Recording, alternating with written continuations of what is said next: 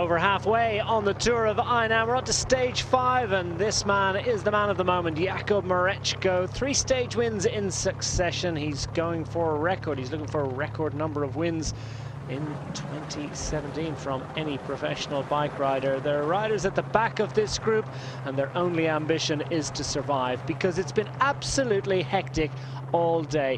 Very much the pattern of this race through the first 4 days and into the 5th, and it's taken a long time for any breakaway group of any significance to establish itself. We've had, well, I wonder how many riders in there haven't at least tried to get into some sort of move today.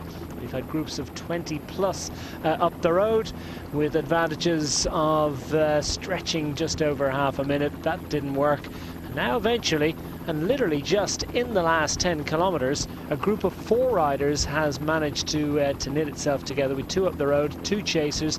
They put it together, and they've been given just a little bit of rope. But we're inside 30 kilometers to go on this 5th stage of the Tour of Hainan, with the Willier Tristina squad of the overall race leader and the dominant force in the sprinting stakes over the first few days of racing.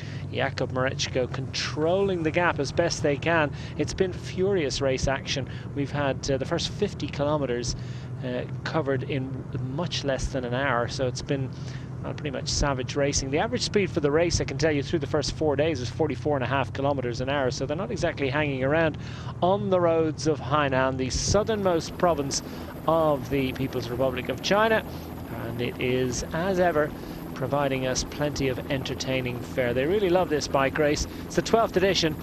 You can see the windmills flying, giving you an indication that the wind is a factor as well today. The gap now coming down to 45 seconds, so that minute and 5 seconds advantage that those 4 riders up front. Hope we get a good look at them very shortly. We'll run the rule over them and tell you exactly who they are and how accomplished they are. I'll tell you what, they're pretty accomplished just to be up the road with what they have at the moment. Mareczko, not exactly panicking, is he? Looks comfortable in the wheels, but there are others in there that are feeling the pinch a little bit. Mareczko in yellow, the green jersey. Well, Mareczko leads the points competition, so it's the second man in the points competition that's looking after that. Martin Lass, the Estonian rider with Delco Marseille Provence. Great second place finish for him yesterday. Can he pull a fast one on the Willier Tristina squad? Bardiani CSF taking up 3rd position in the line, as they have done throughout much of the first few days, and they've started to put riders into the finishing sprints as well. Paolo Simeon sprinting well yesterday. We'll watch for him. And the other teams starting to assemble towards the front, making their way up and trying to gravitate towards the front. Joe Cooper, the New Zealand national champion, that white jersey with the New Zealand ferns. We pick out Vitaly Butz to his right in the polka dots of the leader of the King of the Mountains. He's taken the 1 category 4 ascent that we've had along the way today. So he's, well, actually, I should say, well, he was second across the line in that. Benjamin Hill, who he's vying with, managed to take that one. But Vitaly Butz, by finishing second, I think he'll be confirmed as hanging on to that jersey through and into stage 6 tomorrow. But a long way to go before we get to that. It's 167.5 kilometers of racing for the riders today, and well, we're down to the final 25 and a bit kilometers. There's confirmation of the 3rd of 3 intermediate sprints along the way, going to riders trying to make them their way into the break, apart from Jakub Mareczko, and that's significant. He's pretty keen, I think, to hang on to this yellow jersey for as long as he possibly can. I wonder if Jakub Mareczko doesn't have one eye perhaps on the overall. Will he be able to sprint? Tell you what, Oscar Pujol is that little bit of a display of exactly how he's feeling today. I think it probably gives you as good an indication as you're ever going to get about how tough a stage this has been. These 4 riders up the road, Alexis Cartier, Lucas Spengler's in there, Fabian Lienhardt and Oscar Pujol, the 4 riders who've managed to get themselves on television as something resembling the break of the day, but you could never describe it as the early break. It's literally just gone up the road recently, and their gap coming down to 42 seconds. Can they hang on for a little while longer? Well, to give us a decent expert view about what the likelihood of that is once more Magnus Backstedt, as we pick out Liu Jianpeng. He's the leader of the Asian rider classification, rolling along in the wheels for Heng Chang. the Hengchang squad, but will they be involved in the back end, and is this going to be another sprint? Magnus, it's been savage.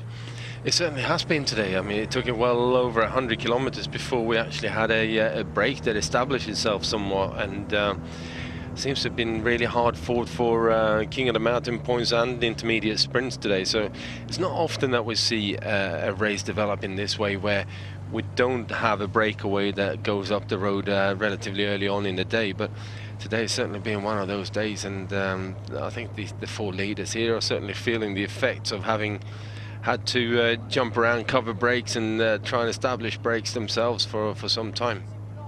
Luca Raggio is the Wilier Triestina rider trusted with the job of setting the tempo on the front of the peloton. They haven't been able to put their stamp of authority on this stage so far, and that has made it pretty entertaining fare for us so far. We're going to get a quick commercial break out of the way. This stage boiling up nicely. Back to us after these.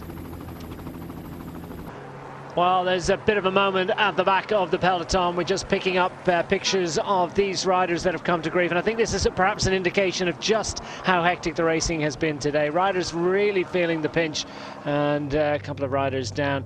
Touch of wheels at the back of the peloton, and riders gathering themselves up, some managing to get back on their bikes just a little bit quicker than others, and that is, well, it's always a worrying moment when you see riders holding on to their wrists and elbows. Isoway Sports Squad among the that's Freeberg indeed.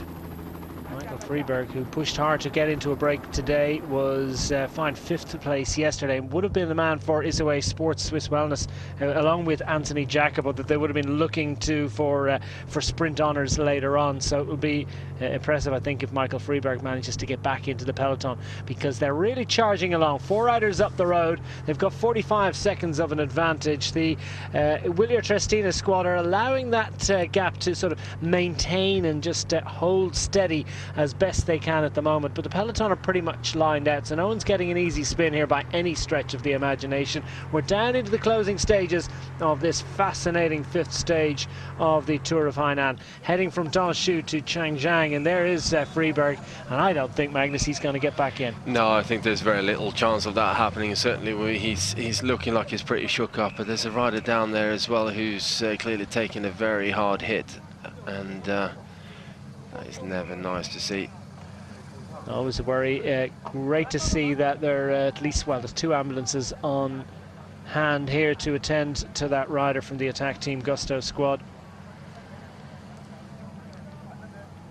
I think it may well be Chen Chu Chen, from the attack team Gusto team, that still on the deck, but yeah, plenty of medical personnel on hand to attend to that rider. Meanwhile, up front, it always seems to be the case when you're sitting, like the wind is coming in from the left-hand side of the road and pushing all the riders across to the right-hand side, and when you're sitting in that sort of last 20 centimeters of road, then any road furniture, any little change in the width of the road can catch riders out, and certainly when you're starting to get to this part of the stage where everyone's starting to get fatigued, everyone is a bit on the limit, and it's just a split second, and you just wipe out a whole heap of riders in the peloton. So it's unfortunate to see when that happens, but you know, that's part of bike racing, unfortunately. Yes, explain that. Basically the wind is coming from the left and sweeping the riders over into the right-hand gutter, and they're looking for any little bit of an overlap. Yeah, just to any kind of tiny bit of shelter, and you can see even the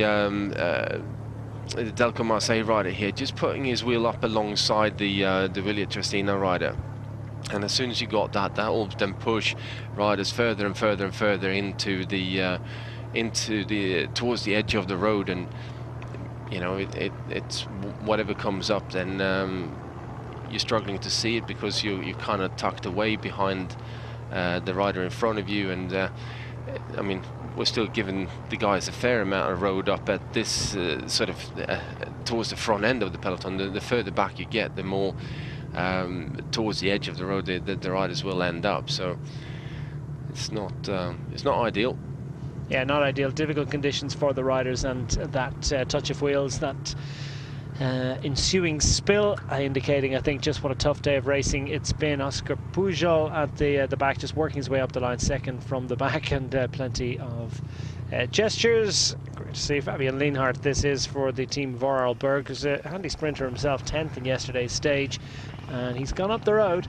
And I think, I'm not sure whether that crash will have played into this, or whether the Willier Trestina squad, they haven't, I think, been in any way affected by that. So it's probably likely that they've just given this group of four just a little bit more rope in this final 20 kilometres. Yeah, and it also depends on what part of the road they're on. Obviously, if the breakaways just crested a bit of a drag or a climb and start going downhill, then it will look like the gap actually extends a bit, and I'm sure the peloton will have this under control. Certainly looking so far the last couple of days, Willier Trestina haven't really missed a beat at any given point, and I don't think they're about to start doing that right now either. Ilya Koshevoy takes up the challenge for the Willier Trestina squad of setting the tempo on the front of the peloton, managing the gap to those four riders up front. Was 45 seconds advantage not so long ago. That's stretched out, but still inside a minute, so very much within the control of the riders on the front. And it was noticeable, I think, that as we worked our way down the line from the front riders, how comfortable Jakub Mareczko looked. He didn't feel that he had to be absolutely welded to the wheel in front. He's able to just give it a few extra centimetres, and he's just leaving a little bit of a gap, and I think that indicates that he's, well, I won't say he can't feel the pedals, but he's certainly going well. No, he's clearly shown that he's going very well over the last couple of days, and certainly in the sprints.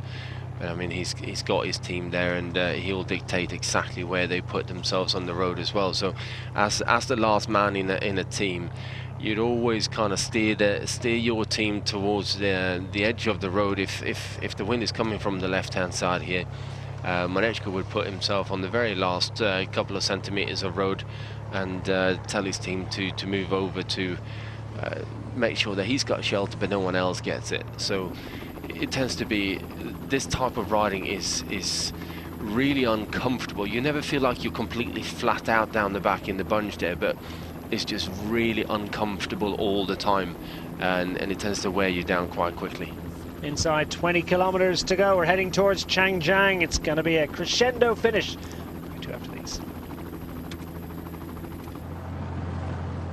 Well, it's been a tough day out for many of the riders, pretty much all of them, and a little bit tougher for those that hit the deck lately. This is Sotakis, Polychronis Sotakis of the RTS Monton squad, who's been on the deck of late. He's a handy sprinter, actually. He finished 10th on the stage a couple of days ago, so he's managed to get himself back into the action and back up towards the, well, I won't say towards the head of the field, but he's hanging on grimly in that bunch, and hopefully he'll be able to get involved. But that, I think, is an indication of a rider who's probably going to feel a little bit sore in the shower later on. Yeah, I think that's going to sting quite a bit by the time he gets into the shower, and a bit of an uncomfortable night's sleep ahead of him as well, I think. Bit of an uncomfortable afternoon for these four riders up front, but it's worthwhile at the moment. Hanging on to this 45-second lead, Fabian Lienhardt here for Team Vorarlberg on the front. Just behind him, Oscar Pujol, and second from back, Alexis Cartier of the H&R Block Pro Cycling team, the dark colours with the green flashes. And also involved in there, Lucas Spengler of the Swiss national squad. Delco Marseille Provence have put a rider into the chase. It's something we've discussed quite a bit over the first couple of days as we work our way into the final 15 kilometres, that obviously Willier Trestina have taken responsibility for chasing, but a couple of the other teams have been willing to get involved in the chase, and you think that maybe they should just leave it up to the Willier squad and try and reduce their numbers a little bit when it comes to the final 5k.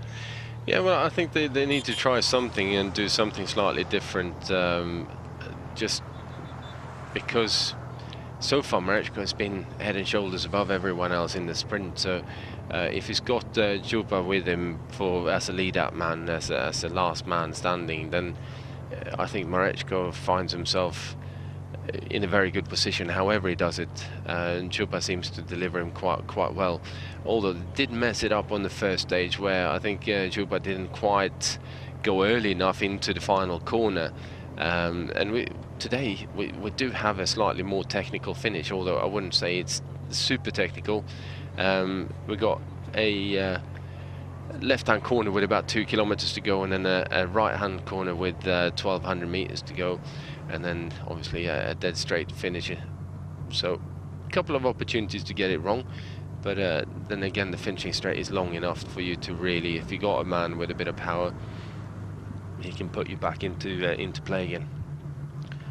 Well, interesting development, actually. We're just hearing from the organisers that Anthony Jacobo of the Isoway squad has been disqualified, and that is an interesting development because Jacobo was third across the line yesterday, so things not exactly going well for Isoway Sports Swiss Wellness at the moment, because Michael Freeberg we saw on the deck a little while ago and looking like, well, very unlikely that he was going to make it back up and in for the sprint, and to the other sprinter with that squad, Anthony Jacobo.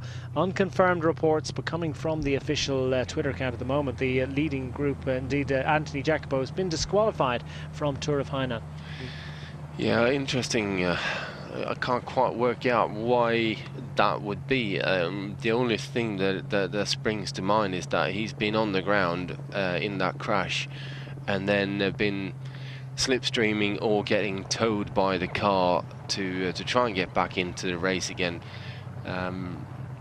Yeah. That's the only sort of real scenario that I can see, because well, it is certainly something that the commissaires have been pretty hot on in the last couple of seasons. Ever since Nibali did his the sticky bottled end-all sticky bottles, wasn't it? Yeah.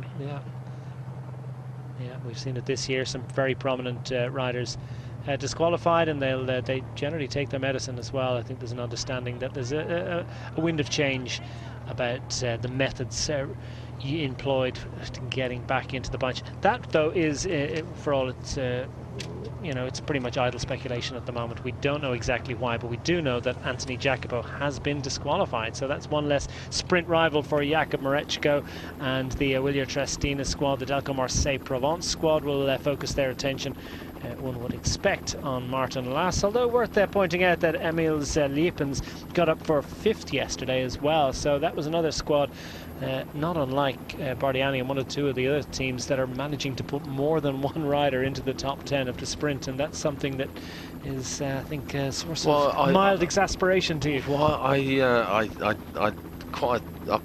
heavily criticise a team that will put 2 or 3 riders in the top 10 and not actually commit to one rider and let them do that properly.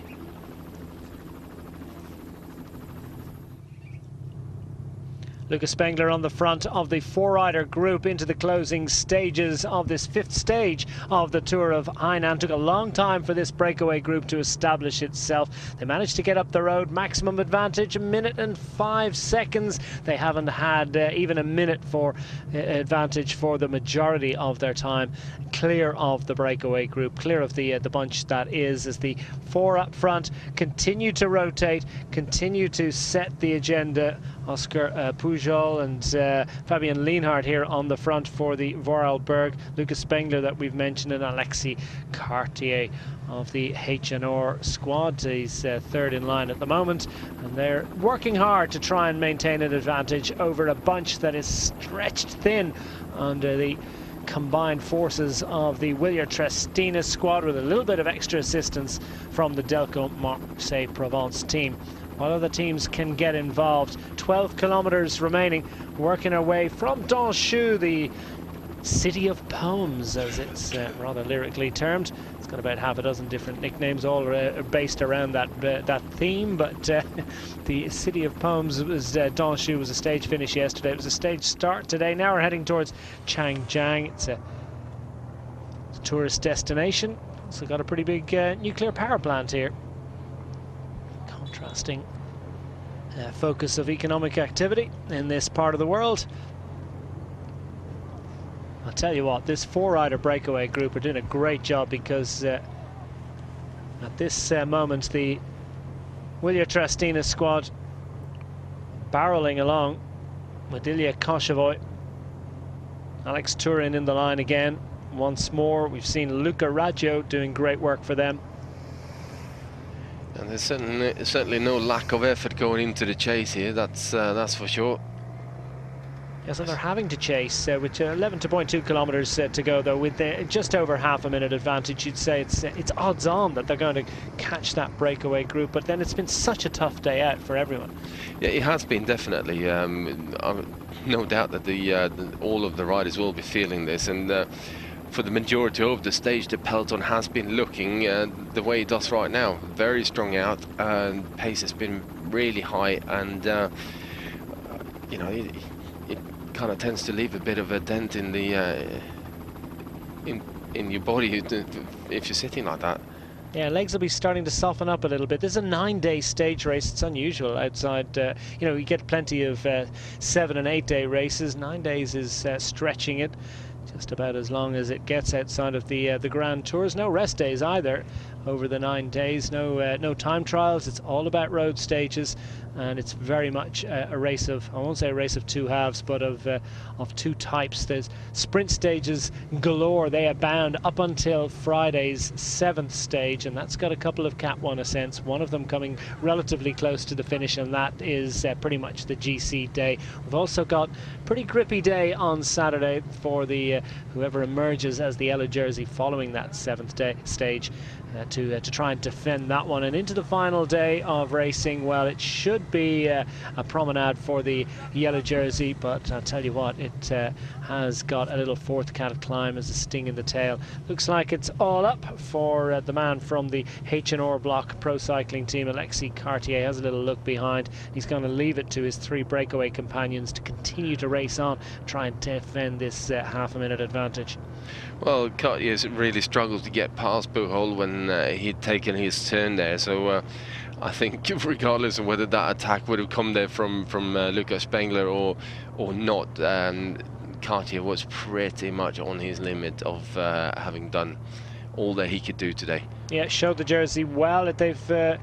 Well, they're down to just 5 riders in their team, and they've got a handy sprinter in the shape of Marc-Antoine Nadon. He was 4th across the line a couple of days ago. So Nadon will look to try and surf the wheels and pick his way through to perhaps come up with a decent result. He's got a couple of teammates back there, not least Samuel Travis, of course, or Travis Samuel, I should say, who was in the break yesterday. Did some very solid work for them. Chris Prendergast and Jure Rupnik there as well to try and propel Nadon into a decent situation. You'd say Cartier is probably a spent force, so not too many of the H&R Block Pro Cycling squad are going to be able to assist Nadon. There are other sprinters though with big ambitions.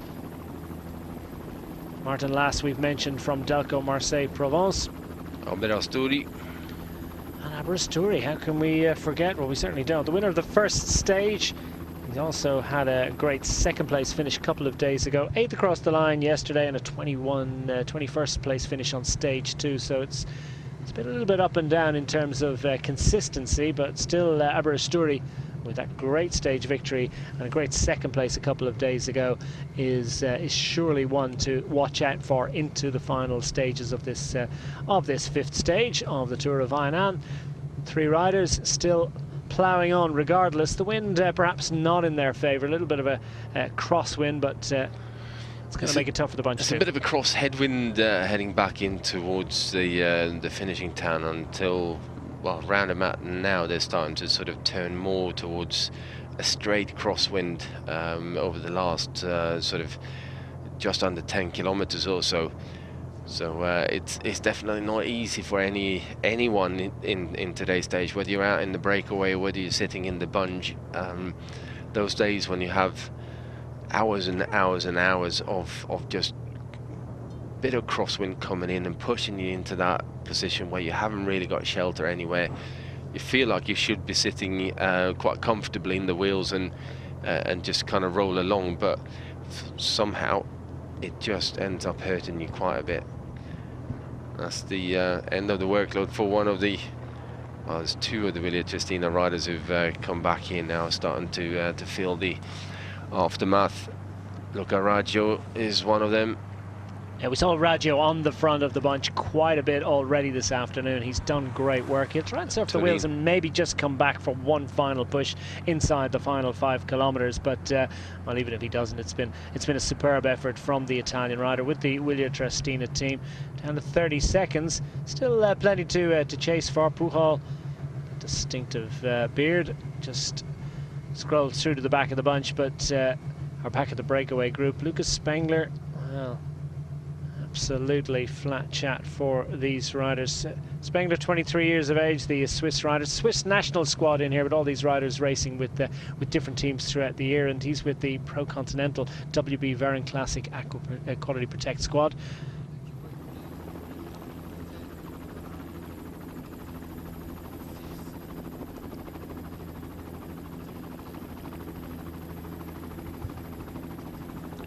.30 seconds advantage, 7 kilometers remaining, and it's still a lead. I think that perhaps the Willier Trestina squad and indeed the Delco Marseille Provence team in blue just lined up behind them. Bardiani CSF in the green are the next team up. But it's starting to be a lead that, indeed, as it stretches out to 35 seconds, they need to maybe think about. A slight bit of cause for concern, I think, at this point in time. They're certainly putting everything they can into this chase, the Willier Trestina guys, and I think Delco Marseille now finding themselves in a position where they probably going to have to get a rider up into and a couple of riders into the mix and start helping out, because with 6.5 kilometers to go, 35 seconds, that's doable in terms of holding on to that lead for the breakaway. Well, it was noticeable a little while ago that Delco Marseille Provence had a rider into the line, but he was really struggling to do his turns. It was, I mean, it's not an easy ride out there for these guys to try and close down the early break. The usual patterns just haven't applied in today's stage. No, it certainly hasn't. I mean, it does happen every so often that you get a stage like today, but it's all coming down to the wind directions, the conditions, the road conditions, and types of road that you ride on, and that sort of dictates how the racing ends up going. 167.5 kilometers in total for the riders today. We're up over 160, so up over 100 miles of racing in old money on stage 5. We headed west on the island of Hainan, headed out to the coast, then back east to Changjiang. Looks like Bardiani CSF has put a few riders up there as well, as our TV camera bike gets caught on the wrong side of the barriers. Yeah, good call. Maybe they heard you. Yeah. Team cars sent the message up to the front. They're going to need extra troops. It's been a manful effort by Willier Trestina. Maybe they're just putting it up to the other teams and asking them for a little bit of, but mind you, it's quite late in the stage. I think they've really just panic stations. I think it's still very much possible to bring this back, but like I said, it's going to need a big effort by a couple of teams. And so far, I'm liking what Delco Marseille are doing. They're still sitting back there, saving that power for the last couple of kilometers. And I do hope that they finally just look after the one man and see if they can get something set up for Martin Lars in a proper way. Yes, he would be the go-to rider for all that. Liepens managed 5th yesterday. Martin Lars was second on that occasion. He also had a second-place finish on the second stage, and he's been top 7 in all 4 stages so far. Pujol, compact figure, and still generating plenty of power. The 34-year-old is with the Amiga Pharma Lotto, and of course Cervelo test team back in the day. Plenty of World Tour experience. Big strength in those legs. Down to inside 30 seconds, but still just hovering on the 30 seconds, and the kilometers are starting to ebb away here. Welcome to Changjiang, and the flags fluttering in the breeze, indicating that the wind has been a factor today. Not by any means blowing a gale in lowland countries of Europe style, but it has played its role.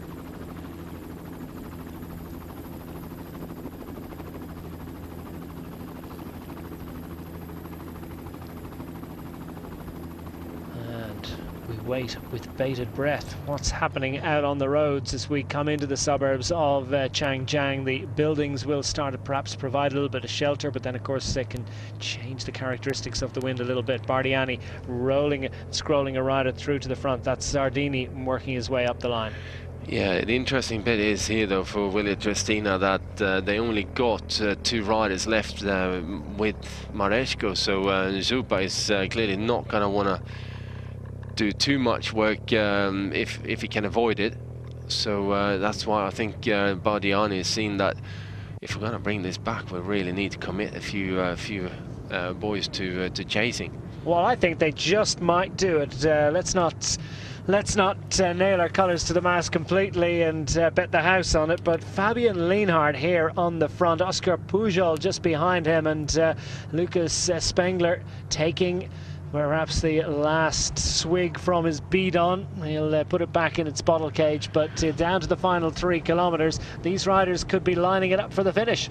Yeah, they certainly can be, and I think they just need to quickly here now have a chat, understand each other, and kind of make that agreement that let's just keep on pushing as hard as we can up until the final 300 meters, and then we'll see who does the sprint. If they hesitate for even the slightest bit of a moment, then the peloton will be bearing down on them, so they can't afford to take their foot off the gas at any point. And now we're starting to get a few other teams coming up, starting to challenge for position in the bunch as well, and this will drive the pace up even further in the peloton.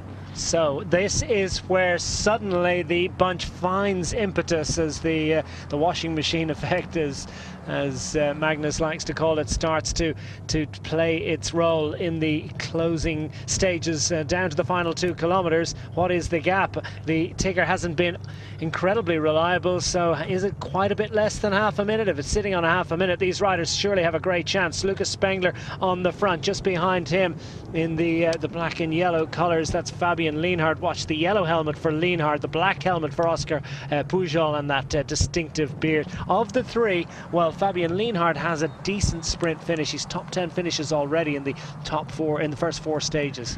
Yeah, certainly looks like a very powerful rider as well. And as we're now on the approach to the final corner, which will come with about 1.2-ish kilometers to go, and then it's a long straight into the finish line as Del Comasay are now coming up and starting to do their lead out. Yeah, Martin Lass sitting in 3rd in line. The Swiss team riders just trying to roll to the front and then coast to try and slow up the chase as best they can, because they've got Lucas Spengler in perfect position here, sitting 3rd in line. And are they going to continue? They've got to ride it all the way to the line. They can't have any hesitation or any riders trying to pull a fast one into the closing few hundred meters, because these riders have a great chance of stealing a march on the sprinters in the Tour of Hainan stage 5 as they make this final anxious right-hander. It's not particularly on, it's extremely close, it's nip and tuck. They could survive, but it's going to be incredibly close, because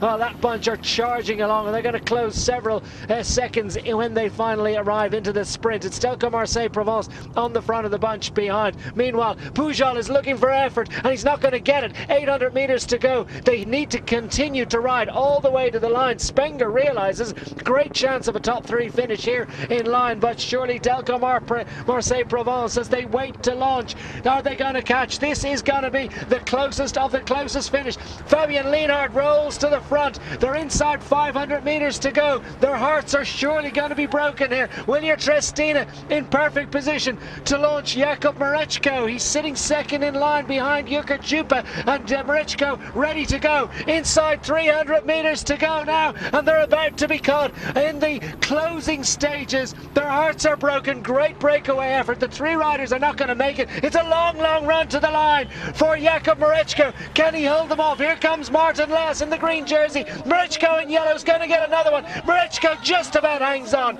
Stage 5 goes to Jakub Mareczko. 4 stage wins in succession. It's a 12th win of the season for Jakub Mareczko, but that one was close.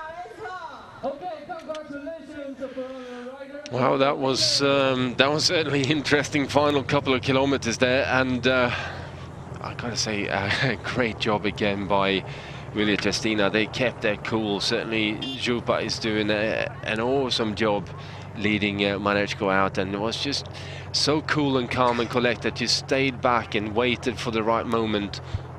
Let Delco Marseille do their job, and I think they got into position where they headed out too early, and Lars found himself needing to move around, find another wheel, and at that point it was only going to be one man, and that was Jakub Mareczko.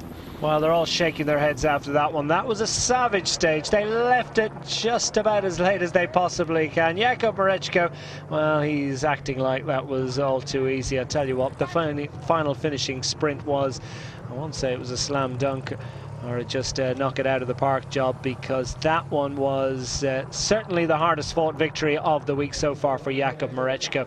Perfectly presented into position by Jurgen Jupa, but he had to go for a relatively long one. Yeah, it was really quite a long one, 250 to 275 meters that he had to sprint, but he's done that so for a couple of times already. Mareczko gets a 12th success, 4th of the week. We'll be back after these. Jakub Mareczko receives the plaudits of the Willia Testina squad. He's converted their day-long efforts into yet another success, his 12th of the season. Remarkable statistics coming in from this man, who is on target actually to take a record. Should he continue this kind of sprint form through to the end of the week, he could well emerge as the most successful professional cyclist in 2017 in terms of wins, because it's currently Fernando Gaviria and Marcel Kittel who have 14 wins each. This man, Mareczko, is on 12 for the year. Several more opportunities. Yeah, certainly wouldn't put it past him, that's for sure. Doesn't look as if anyone can get close to him. Martin Lass on the right-hand side of shot in the green jersey. Well, gave his best, managed to hang on ahead of Kulik of the Colt squad to get that second place on the line, but not really able to get anywhere close to Mareczko, with plenty of time to compose his victory celebration.